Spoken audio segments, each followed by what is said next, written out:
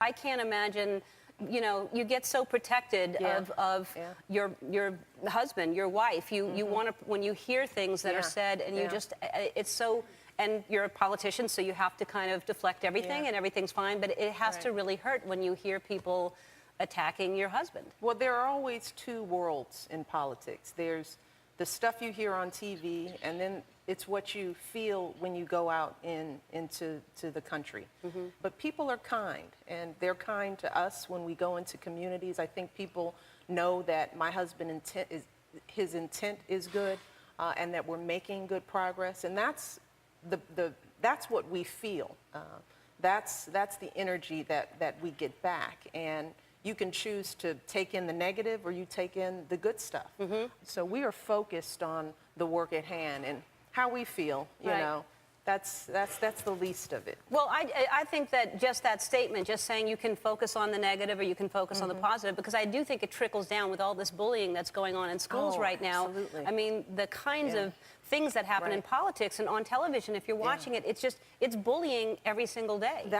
We talk about this all the time. I mean, we've developed a culture of bullying in so many ways, and I just want to thank you for the work that you've been doing with It Gets Better, because we need to start sending different messages to our kids. First of all, we need to let them know that it does get better, that the challenges they face for the few years that they're in high school or college, they can't let that eat them up, because all of these young people, regardless of their race, their sexual orientation, they are gifts to us, and they have so much to offer.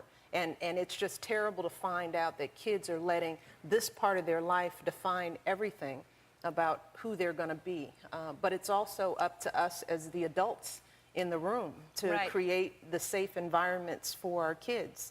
And what I tell my kids is that it is their responsibility to not stay silent when they see something like that happen. And I think that that's, you know, a really good part of this campaign. We're telling kids to speak up, we're telling others to speak up, and we're telling the adults to look out for kids.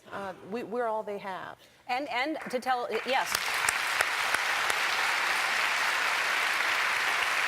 And I think also, like I said, you know, you turn on the television and all you see are people judging other people and people being negative and being so nasty. And I think we have to act as a role model and to say, you know, if kids see adults treating each other that way and saying bad things about other adults, and then why wouldn't they say something about and understanding that we're all equal and we all deserve to be treated with respect. And the fact of the matter is that we're here trying to make this country better, all of us. And I don't question somebody who disagrees with me politically. I don't assume that they mean our country harm. And I think we have to give each other the benefit of the doubt.